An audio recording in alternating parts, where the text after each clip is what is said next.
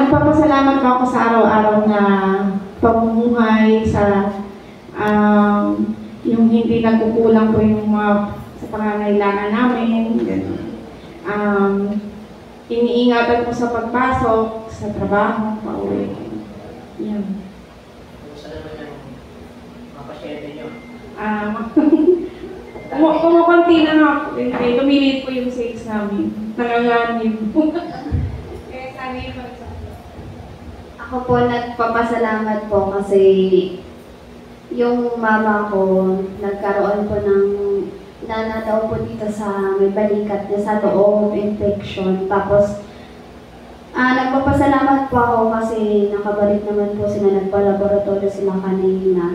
Okay na po siya kasi nung kanina po umiiyak po yung mama ko, naabutan ng kuya ko kasi iba po yung bahay. Masakit daw po dito kasi hindi nagumala. Tapos pumunta sila sa ospital. Tapos ngayon, parang okay na po siya kasi may iniinom na po siyang gamot ngayon. Parang pangpahupa rin po ng sakit, mga antibiotic. Kaya thank you Lord kasi okay na po yung mama ko.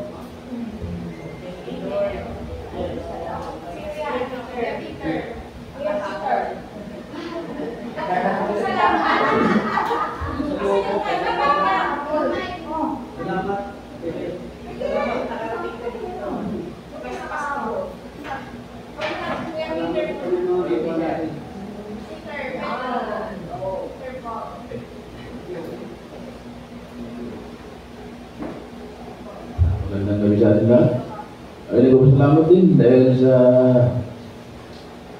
lubos na pagmamalasakit ng Panginoon. Ako yung nakarawas niya sa isang linggo na naman. Ako yung nagpapasalamat at okay naman itong gabi ng Merkulis. Kung tayo magsama-sama nito, kung tayo muli pagpatuloy ang ating prayer meeting. At ako yung nagpapasalamat dahil lagi akong binibigyan ng kalakasan, kaligtasan sa aking buhay at din sa aking pamilya. Sila layo na sa magandang kalagayan. Yun lang po. Maraming salamat. Salamat po sa ating mga Thanksgiving praises. Alam niyo, marami mo tayo dapat ipagpasalamat sa Diyos. Una, ayan, maliwanag na. Ano yun? Sa tayo binaw na yun? Yun naman pala eh. Sige ba? Okay yun. Okay, Peter. Hindi, yung manina. Yan! Okay. Mas maganda niyo ba? Makikita yung mga...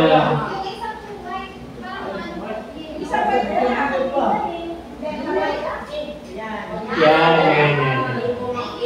Kasi mas malalim po yung liwanag. Hindi makikita tayo pare-pareho. Okay, so marami tayo dapat papasalamat sa Panginoon in times of challenges and difficult times. Maraming may sapat na dahilan para magpasalamat sa Diyos. No? Ang kalikasan kasi natin, papasalamat lang tayo pag maayos yung nangyayari. Pero dapat po nating pakatandaan na maski sa mga mahihirap na sitwasyon, magpasalamat din tayo sapagkat may tuturo sa atin ng Panginoon ng mga aral para mas lalo tayo maging matibay. No? So, kanina yung mga magagandang bagay yung pinagpasalamat natin. Yung mga hindi magaganda, kaya niyo masabihin. May mga bad things pa kayong kaya niyo i-share ngayong gabi? Sige nga, subukan natin.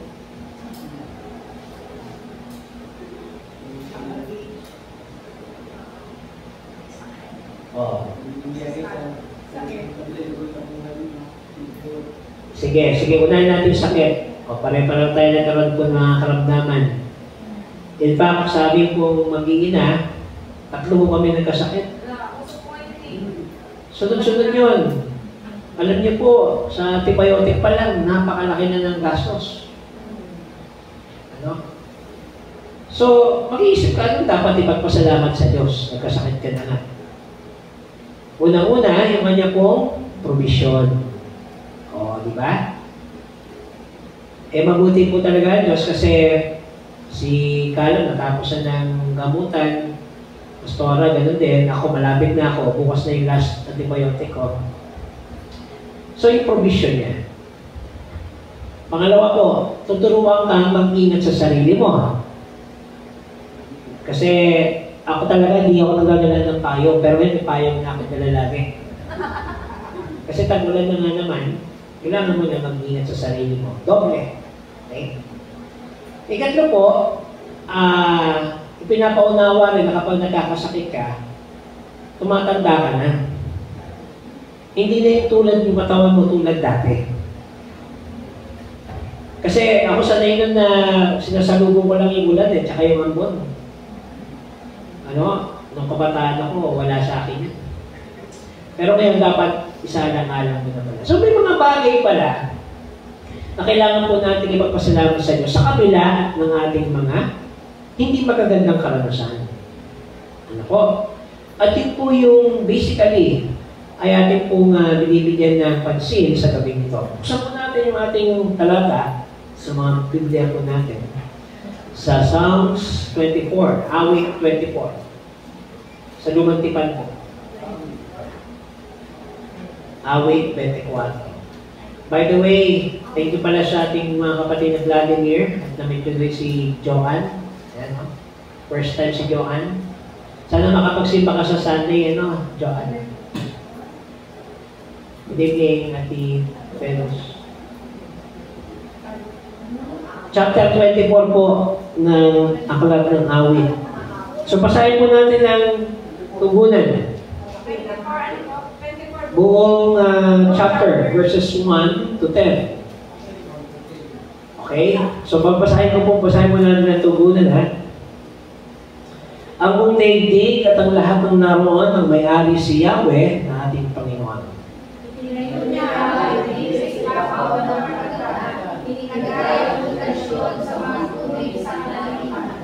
Sa burol ni Yahweh, sinong nararapat umahon? Sa banal ng templo, sinong dapat pumaroon? Ang tao malinis ang buhay at ialasipan.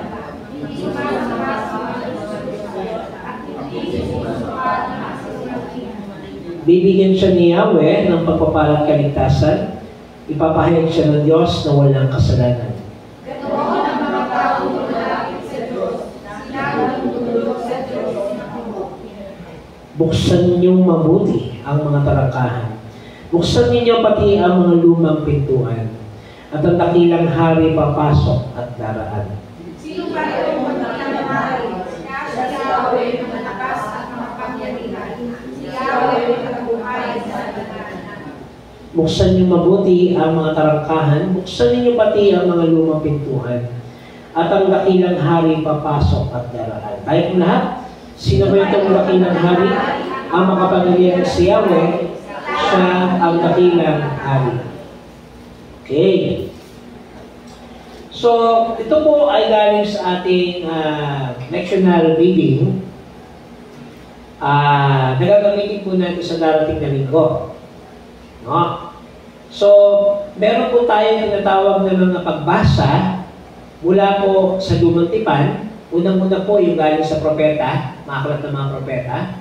Ikalawa po yung aklat ng mga awit. Sumunod po yung Ebanghelyo at yung mga sulat ni Apostol Pablo. So from the past weeks, yung ating pong naging focus ay galing sa aklat ni Propeta Samuel. Naalala niyo po yung mga kwento ni Haring David, no? Mula nung siya ay hinirang at tinawag bilang maging hari, siya ay naluklok bilang hari, yung kanyang papanuan, etc. etc.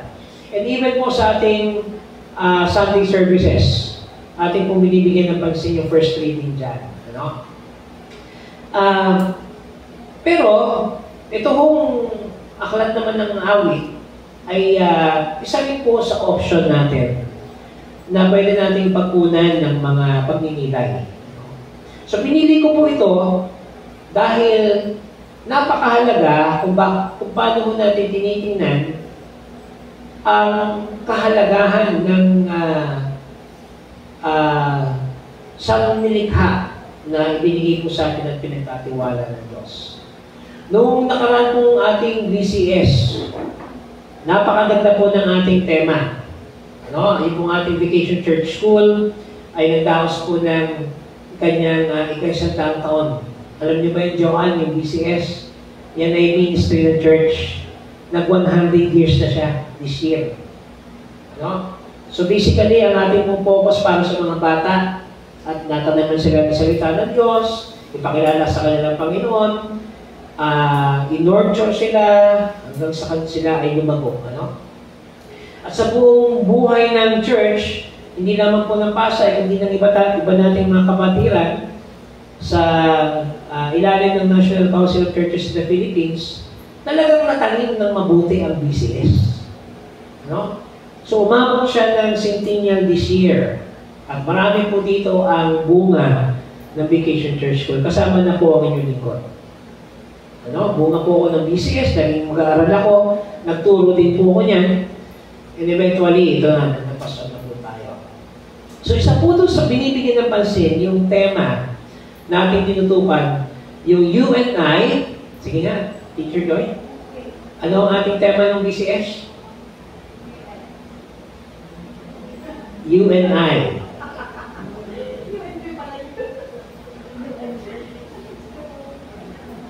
Will never say goodbye. Hindi, at talaga. Kilala niyo ako sino kumanta? Ano ko? Original yun, tama. Ang nag-revive si Renz Verano. UNB as part of the Inhabited Earth. Actually, mas correct ang UNI. UNI as part of the inhabited earth or world. Yan. Okay. So ikaw at ako bahagi ng sanlilikha, in short. And napakaganda po ng unang sinabi dito ng ating talata. Sabi po dito sa verse 1, ang buong daigdig at ang lahat ng naroon ang may-ari si Yahweh na ating Panginoon. Pag sinabi mo yan sa mga malalaking negosyante, especially yung mga dayuhang negosyante, pag pumunta ka dito sa may parte ng Makapagal, napakatindi ng development ngayon dyan, yung Makapagal Boulevard, magugulat ka lang kasi every week may mga tinatayo po establishmento. So pag binasa mo itong verse na to, sa isang nagmamayari ng building dyan, baka pwede ka pang pagtawanan. Di ba?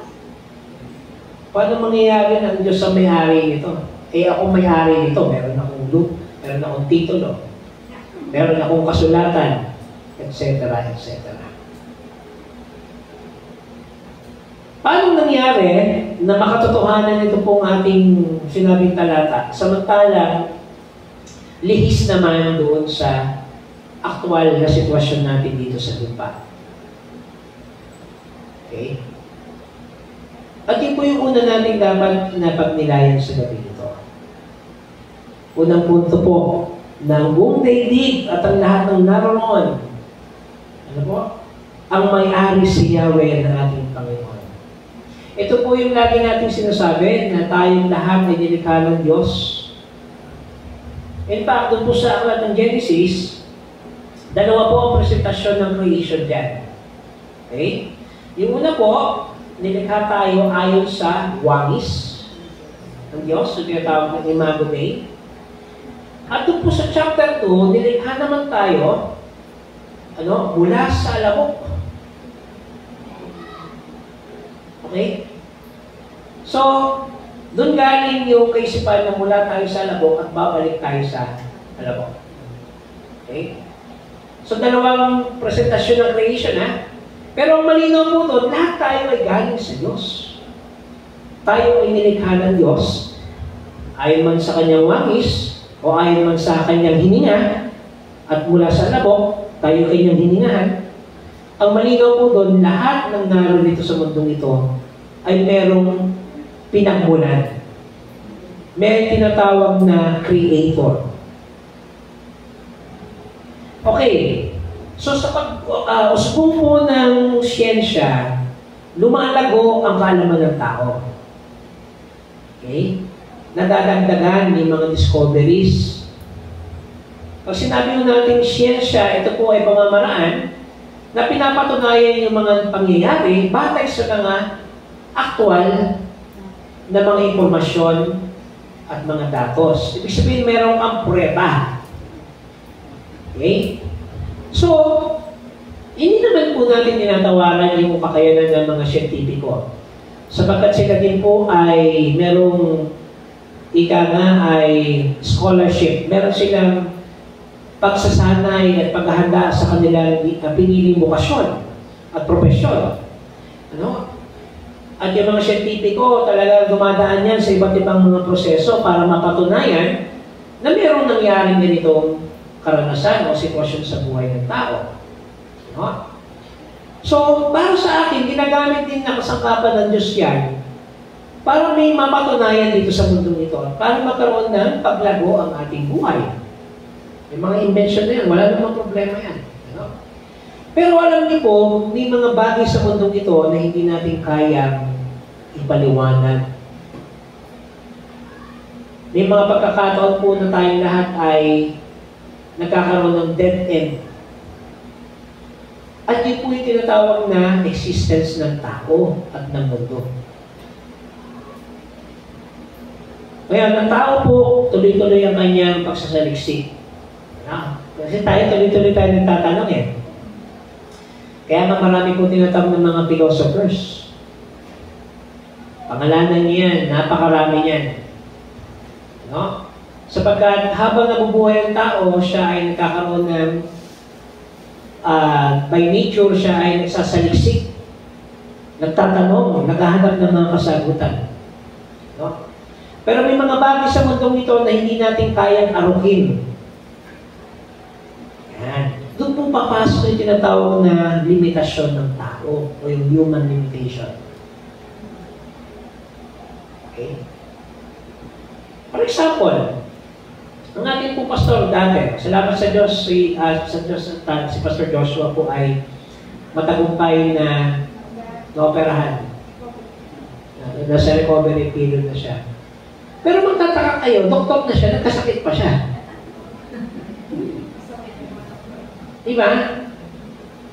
May mga bagay na hindi na kayang kontrolin at panghawakan. At para sa akin, ito po yung susi ito sa sinasabi ng ating talata na ang lahat ng bagay sa mundong ito may pinagmulan na manlilikha at meron din po tayong limitasyon para sabihin na atin itong kung ano man ang property na naroon ito sa mundo nito. So, babalik ulit ako doon sa example ko kanina, dito sa mga establishments po natin sa Pasay. And sa iba pong mga bayan. Ano? At totoo po na ang karating mga probinsya ng Maynila, mabilis ang tinatawag po na pag-unlad. Ano? Pero yun po ay depende sa kung paano natin tinitingnan ng paglago at pag-unlad. Karamihan po sa ating mga kababayan sa Cavite ay naapektuhan na ng tinatawag na road widening projects. Yung mga nagdudugtong po ng mga daan. Meron na po diyang yung kalax na tinatawag, no? Cavite. Alam niyo, which is napaka-convenient po, no?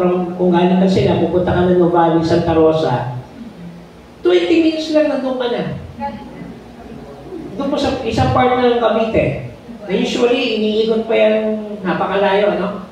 So, may mga tao sa napuntaan dyan. But, meron pong mga risk yun. Kasi marami po tayo mga kababayan dyan ang naagawan ng lupa. Ano? Pangalawa, yung ating pong mga ilog at mga puno na putol na. Ikatlo po, tumaas yung value ng lupa dyan. Tuwa naman yung mga developer. Kasi syempre, mas lalaki yung kanilang kita. Pero kawawa po yung mga pangkaraniwang tao. Pag sinabi mo itong talatang ito dun sa mga nagmamayari ng mga malalaking lupang yan at developers na yan, pagtatawanan ka. Dahil sasabihin nila, hindi totoo yung sinasabi mo. Dahil kami ang may-ari ng lupang ito. Lalo na, sino mo ba yung kilala ninyong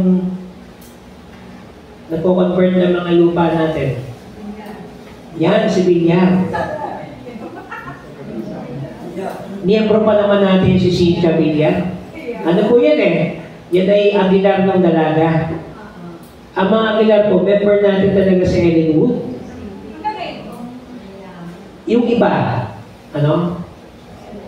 Kaya, nung ano po yan, bago tumakbo, ang galing magparamdam niya sa mga pastor natin eh. Oo, si Cynthia Villar, lagi nandun yan sa mga gawain. Hindi ko alam, balas-uwas pala. Ano? Balas-uwas si Cynthia kasi grabe ang kanyang ugali, no? Hindi niya magano sa tao, mata. Kaya yan, hindi mawawala ng lugar sa langit yan talaga sa totoo lang. Bakit po? Kasi at the expense sa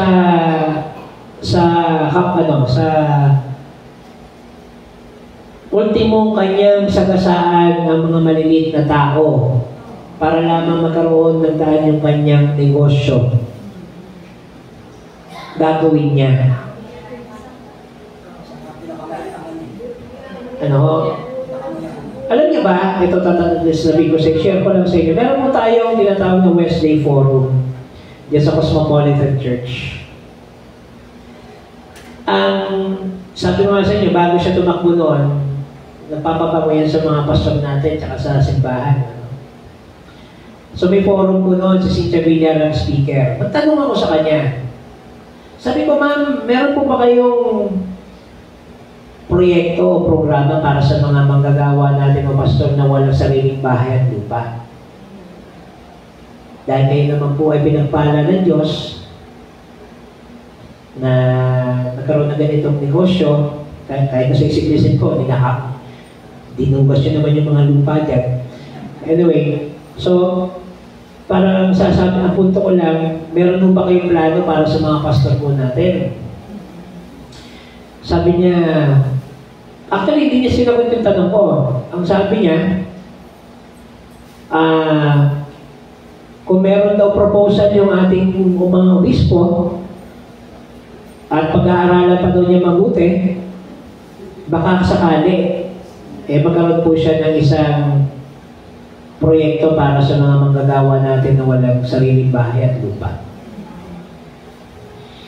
So, nung nag-uusap-usap pa yung mga pastor, sabi namin, wala talaga ito. Pero niya pag sinabi niyo sa kanya yung talatang ito, pagtatawanan ka. Kasi ang sasabihin lang niya, Pastor, hindi pag-aaral ng Diyos yung lupang yung akin yan. Pero kung naalala niyo po yung kwento ng isang hangal na lalaki, yung parabola ng Panginoong Hesus, di ba instantly namatay siya? Kasi, ang sinasabi ng Panginoon doon, kunin mo man lahat ng material na bagay sa mundong ito, pag kinuha ka ng Diyos, hindi mo maladala yan sa kabilang buhay. Naalala niyo po yung kwento ng mayaman ng si Lazaro. Kung isang classic example po yun. Nung nabubuhay po ang si Lazaro, isa pong pulubi,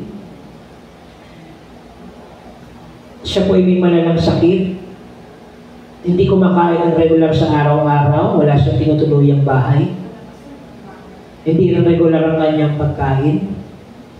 Lahat ng pagiging miserable na sa kanya. Samantalang may isang taong mayaman na nakikita lang siya sa labas ng bahay niya araw-araw. So, araw-gabi wala siyang ginawa. Parang normal na lang sa kanya. Namatay silang pareho. Nabaliktad po yung sitwasyon. Si Lazaro nasa presensya ni Amang Abraham. At nakita niya yung mayaman doon sa Hades. At nagmamakaawa na humingi ng kapatakman lang na tubig dahil sa sobrang hirap at init ng kanyang nararanasan. At ang nakakatawa pa doon mga kapatid, ninunusan niya pa si Haring Abraham. Sabi niya, sabihan mo nga yung mga mag-anak ko sa lupa na huwag na niyang gawin pang yung ginawa ko. Sabi naman ni Amang Abraham, binigyan ka na ng pagkakataon makinig sa mga propeta na nasa lupa ka at magsisi ka, wala kang ginawa. So, nung punto ko dito mga kapatid, minsan, mag-iisip ka sa buhay mo, bakit ganon? Ito mga bilyar, laksa-laksa ang kanilang kayamanan sa mundong ito. Buti sana kung binibigyan ng mga simbahan ng bagong lupa. Yung mga pastor natin, laging may... Hindi sila ganun ka-generous sa totoo lang. Pasensya na ho kayo Pero palasumpas talaga sila sa totoo lang. At yung kanilang yaman sa mundong ito, hindi nila madadala sa lupa, sa hukayan. Kaya maganda pag nakita ho tayo o pag nakita kami ni Ma'am Cynthia, sasabihin mo sa kanya, Ma'am, Psalms 24 verse 1 po. Ang buong daigdig at ang lahat ng naroon ng may-ari si Yahweh. Hindi kayo. Na ating Panginoon. Ano po yung mga nice ipaunawa sa atin dito? Unang-una, lagi ho tayong magpasalamat sa Diyos. Alam niyo, buti pa yung mga pangkaraniwang tao at ang kanilang pag-asa lamang ngayon Diyos, lagi nagpapasalamat sa Diyos. Yung mga taong tulad nila, hindi sila magpapasalamat sa Diyos. Salamat sa mga nag-endorse sa kanila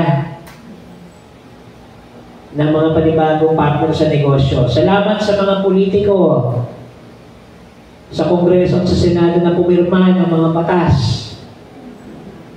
para magkaroon ng mga panibagong proyekto. Doon sila nagpapasalamat.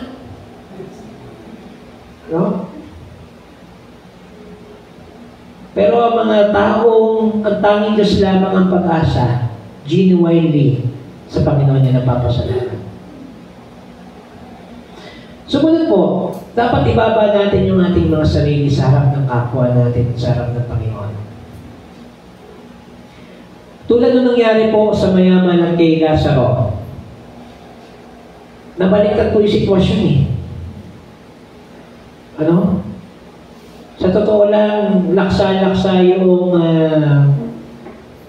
yaman at yung tinatawag po nating abundance noong mayaman nung nasa lupa siya. Ano po yung naging problema sa kanya mga kapatid? Tingnan nyo.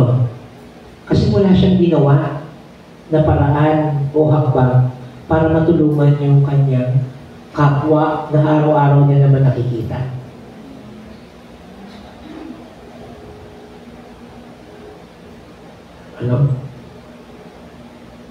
So hindi niya inisip na gano'n ang mangyayari. So gano'n pala dapat meron tayong paraan para gawin ang nararapat sa mundo nito habang nabubuhay pa tayo.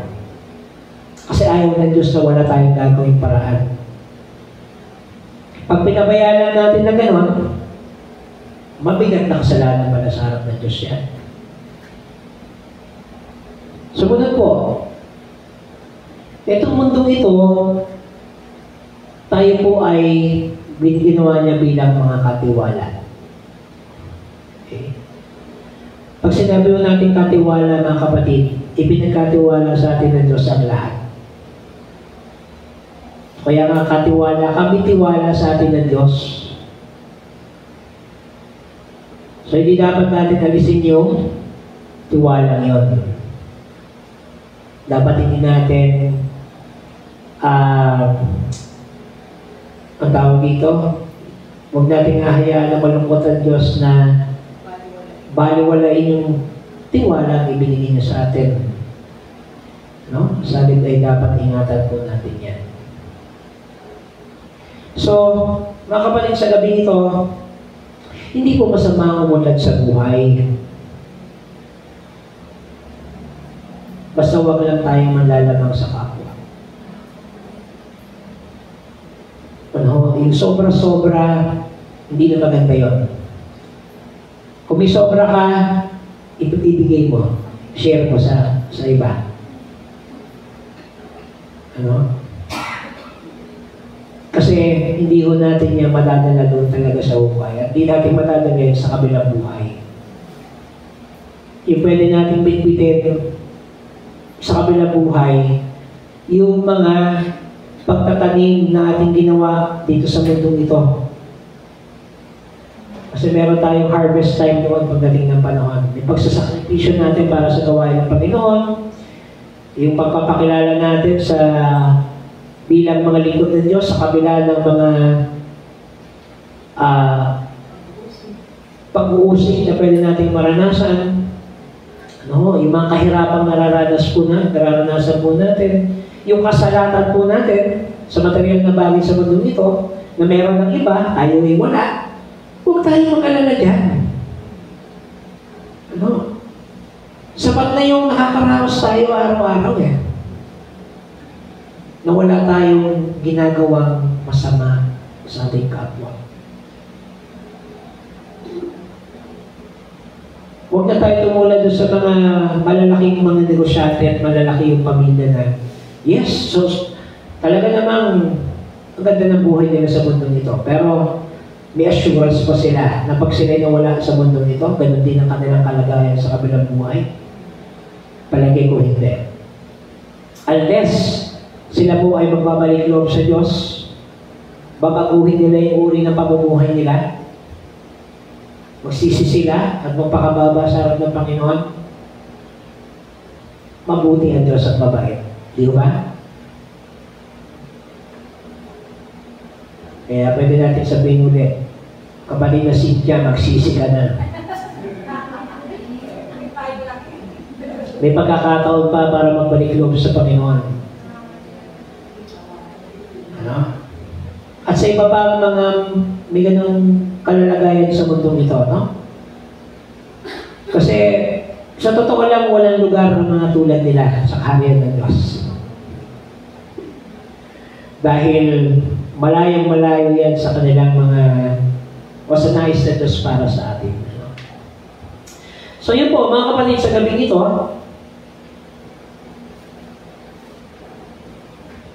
magpasalamat tayo dahil tinuturo ng Panginoon na mamuhay tayo ng simple at payak. Pero meron naman tayong puspusang paglilingkod sa Kanya. At yun ang hinahanap sa atin ng ating Panginoon. Mamuhay ng payak, subalit mamuhay din ng may puspusang paglilingkod sa Kanyang gawain, sa ating kapwa, kasi iba pa mga bagay na makakapagbigay ng lugod sa Kanya. Okay? So again mga kapatid, ipagpaumanin niyo kung gano'n ang aking mga taguri dun sa taong yun. Pero sa totoo lang, gano'n talaga siya. At sa iba pang mga tao, in fairness naman kay Cynthia Villar, pero sa ibang mga tao may mga puso, na mapagmalasakit naman sa kapwa. May mga tao din namang mayayaman na talagang by heart ay merong puso sa kanyang kapwa. Marami rin naman ganyan. Ano? At may lugar sila sa kaharian ng Diyos sapagkat sila po ay nagpakababa. Ano? At kanilang nagpasakop sila sa nais at kalooban ng ating Panginoon. So nawa po mga kapatid sa gabing ito, ano po yung ano, pag may mga away sa lupa, yan po ha, Psalms 24:1. Pag may konting away sa properties, sa mag-asawa, yung mga pinag-aawayan, hindi naman gano'ng kalalaki yung mga, laban ng salapi. Tinatamasang tagumpay. Hindi atin yan. Lahat yan ay sa Panginoon. Okay? Psalms 24:1. Okay? So, muli po magandang gabi sa ating lahat. Dadako na po tayo sa prayer request po. May mga kahilingan po ba?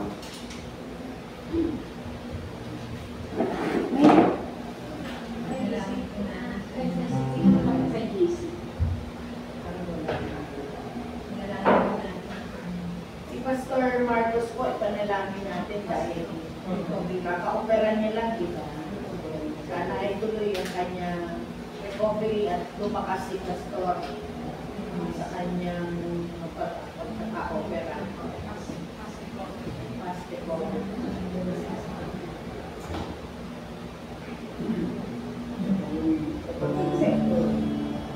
Sa Cebu. Kapatid pastor. Ang pangalan nun? Marcel, 2 weeks na daw sa hospital yun. Sabi ni Mami. Kaya, Ano pong sakit? sige. May sinabi si Pastor Joshua, hindi ko na maalala eh. Anong pangalan? Hazel? Marcel.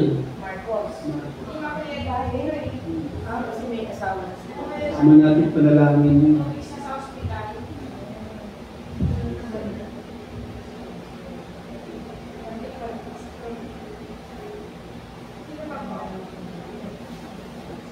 Kasi Elder Joey po, yung kanyang epilepsy at saka Parkinson.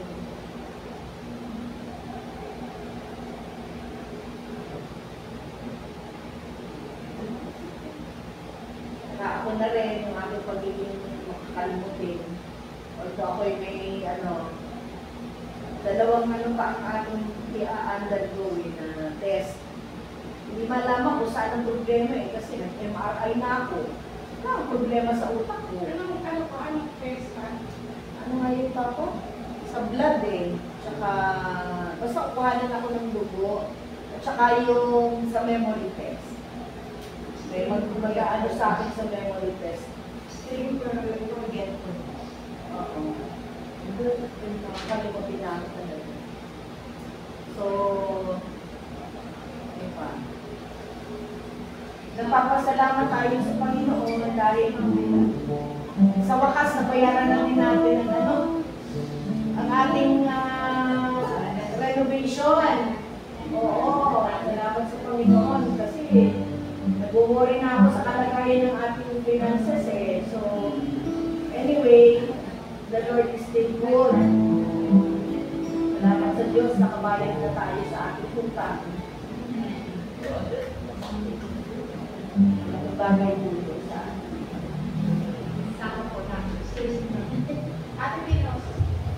Tama lang natin sa panalangin ang anak ni ng presidente ng CWAC Kim na malampasan sana niya yung pinagdaanan niya ngayon kasi namatay yung kasama. Nakakasalan nila ng June. Ay po! Sino? Asawa ni Kim? Nakakasalan nila. Nakababalik lang yung lalaki sa yung sinasa sa inyo to. Yung ano lang Nakakasalan nila ng June. Tapos, kababalik lang yung lalaki sa US. 4 na araw pa lang. Nabalitaan naman tayo. Tagpo ang kanya. Hindi naman namin baka daw inatake. Kaya nga, grabe ang inadito yung babae. Kinasal niyo yung pastor? Ay, Ay, yun. Inuino. Ay, iba pala. Si Kim kasi, Inuino. Genuino. G-E-N-U-I-N-O. Genuino. May sakit. Kilala ko ngayon si Kim kasi pamataan yun sa church eh. Nakakasal lang naman. Last month, di ba? Ate? Last month lang? Ate, last month sila kinasal. Ito lang. June lang, di ba? Gusto nakikita, nasa picture pa yung, nasa Facebook pa yung, Nagaling lang nila sa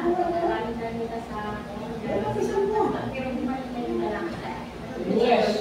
4 days lang. Gusto naman, mga naman ako.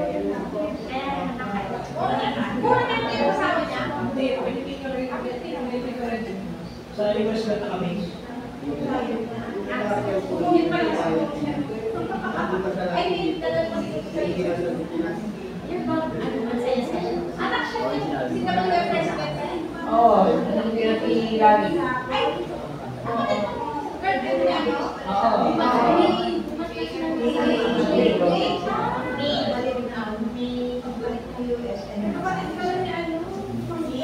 Si Elder Flory may ano yata, may ipapanalangin din, Elder Flory. Si Sister Maxima po, Maxima Yuso. Yung ano, colon cancer. Colon cancer. Si Atiaw. Atiaw rin Pablo. Ang daming may sakit. Part, ano. Oo. Ako rin. Ano pong sakit niya? Ganun din. Si Joel daw. May mga heart disease daw. Parang sakit sa puso. Binibigyan ka ng sakit ng loob niya na Dahil yan. Hindi naman siguro. Elder Flory, si Mama Yuson. Yun daw sobrang mayroon na Maxima Yuson daw. Dinala nila Beto na hapon, kaya na. Nag-pray nga nila. Dahil yung may colon cancer po.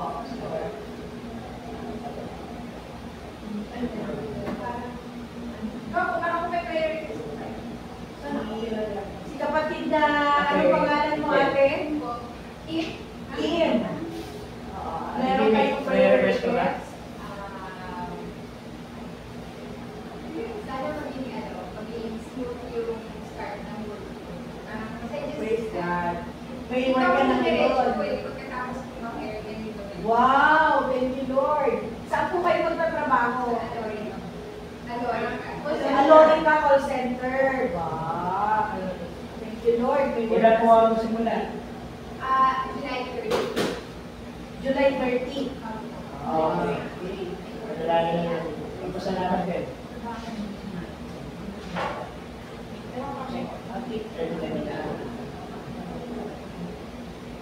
Meron pa po kayong prayer request?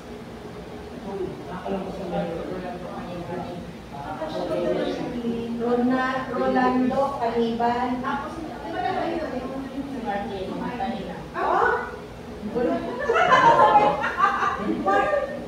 Anak niyo ba yun? At si Rosie? Pamangkin ng Mr. Mo. Ay, Sa kalangan ni Van? Di ba yung breast cancer yun? Oo. Ilan po naman ba yun? Nagkalat ko sa Katawan. Ay, nagtigas ka sa akin. hapon na lang. Sinalat tapos kilibing nga ngayon kasi namamukas siya ba? Nakakulong siya naman. Oo, tapos palagay ng papa niya ngayon kasi namamukas siya talaga. Kasi ano sa Oo, katawan niya talaga na cancer. Sino lang yung kaliban ko? Yung sa meeting niya, sa kanya. Kidney.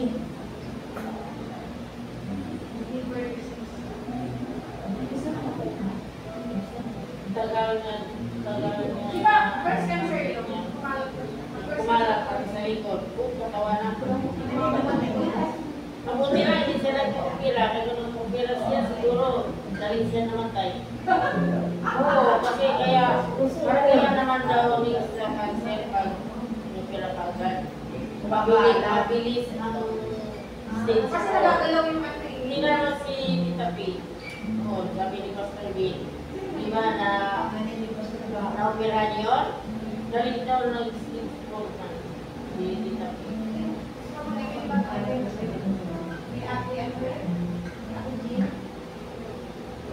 Sige po. Meron pa po na kanina na sige.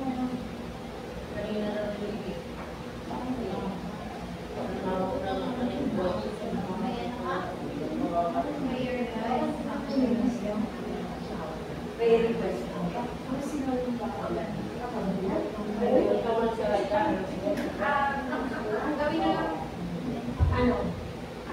Wala na pong dagdag. Ang gawin na lang po, babanggitin ko po siya isa-isa. Tapos pray na lang po lahat. Tapos natapos po yung sunod na. Mag-groupings po.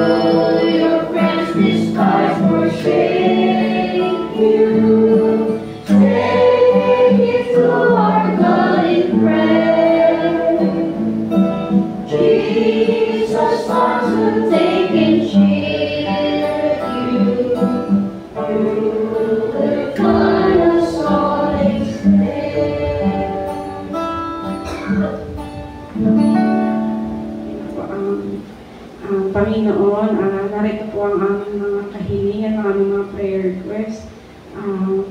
Naway pakinggan na po, Lord. Para po kay Pastor Joshua sa kanya pong fast recovery from operation po, adrenalectomy.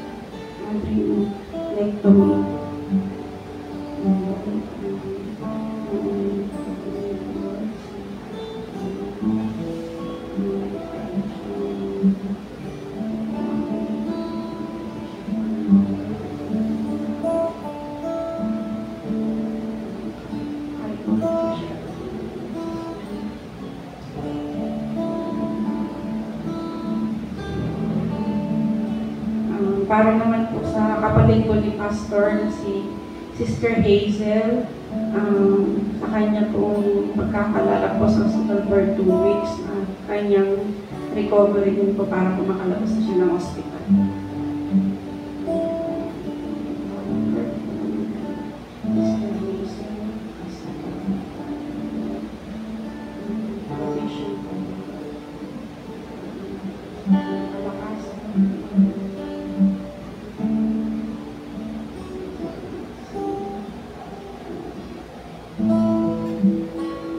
Para po kay Elder Joey sa kanya pong epilepsy at saka sa Parkinson's disease.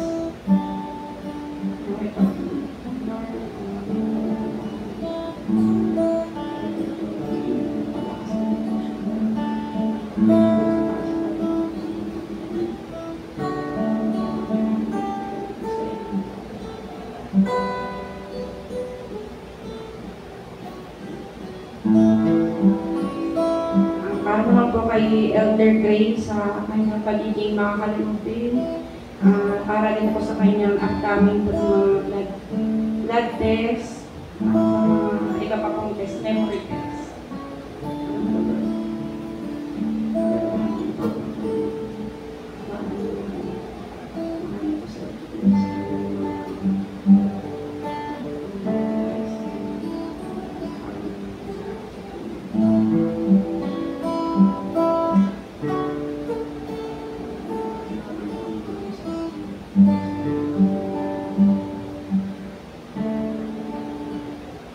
Para naman po sa Mama ni Joy, Sister Mirna po, para po sa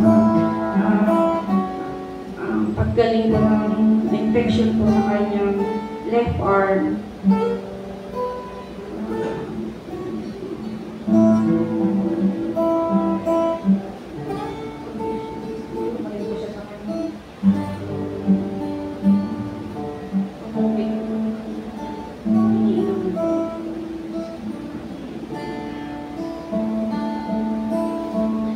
Para naman din po sa ating kapatid na si Kim Jen Nueno, sa kanyang pagluluksa po, bigyan po siya ng kaaliwan. Bigyan niyo po siya ng kaaliwan.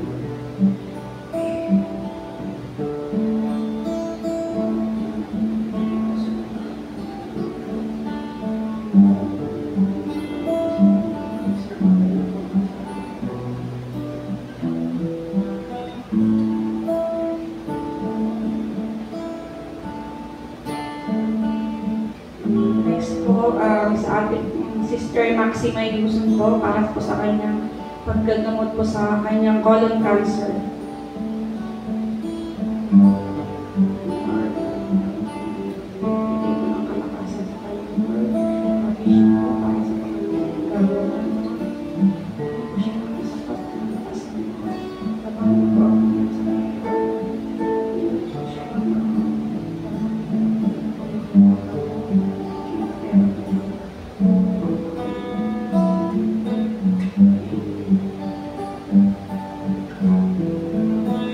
Kay Ate Auring Pardo po.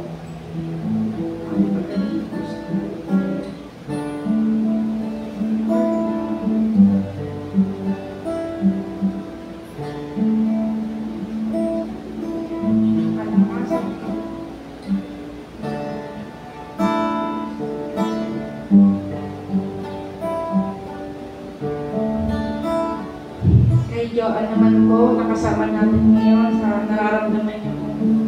Mananakit po ng dibdib.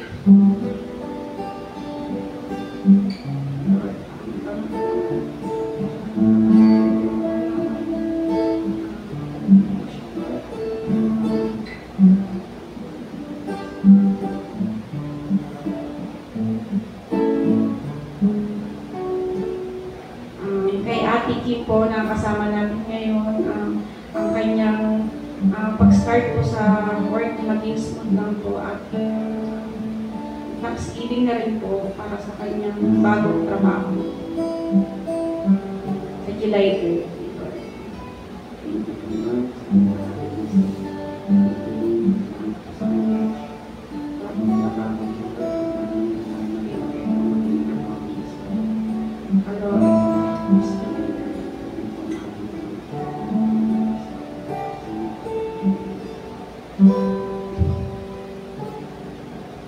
At last po, para po kay Kuya Rolando Mangiban, para po sa kanyang kidney and liver disease. Patuloy na kagaling.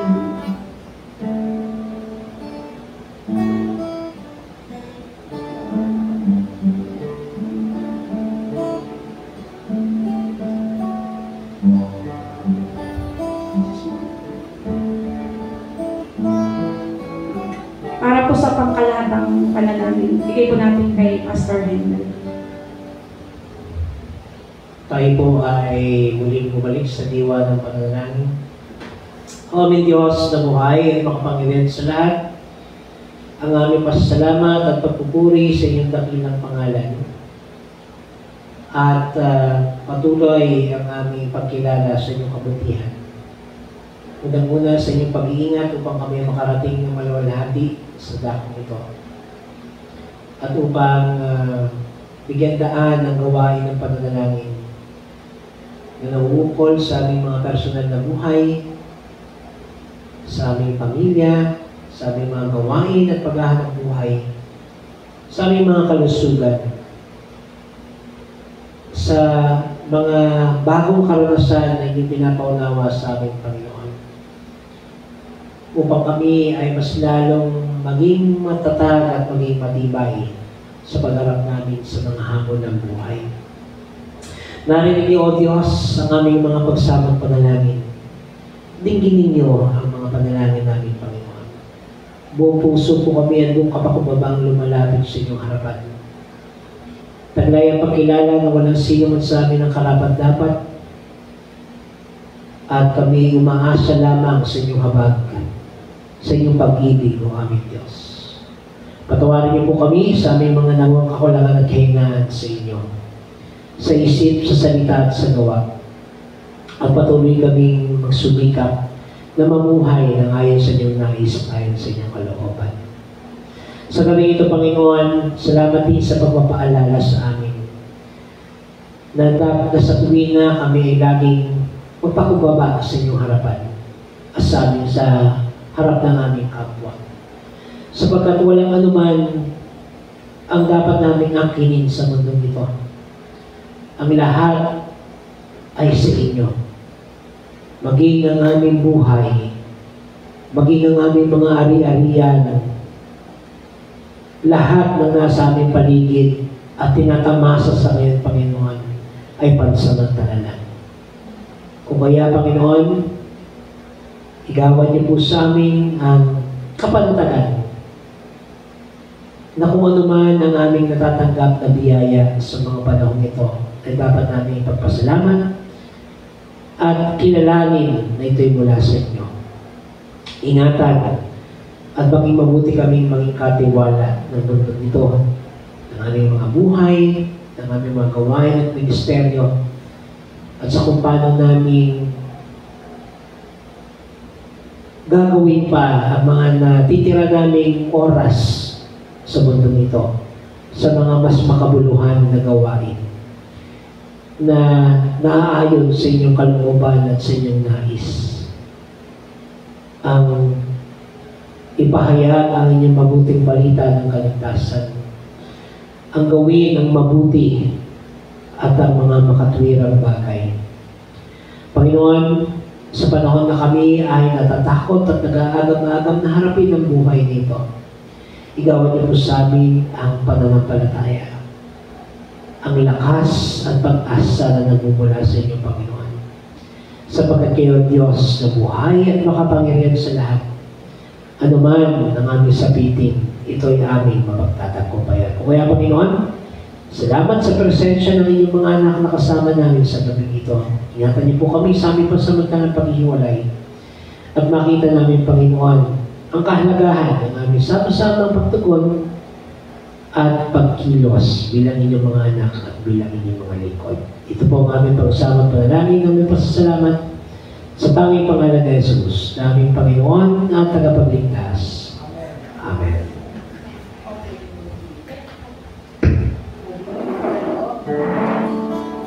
Salamat sa iyo, aking Panginoon.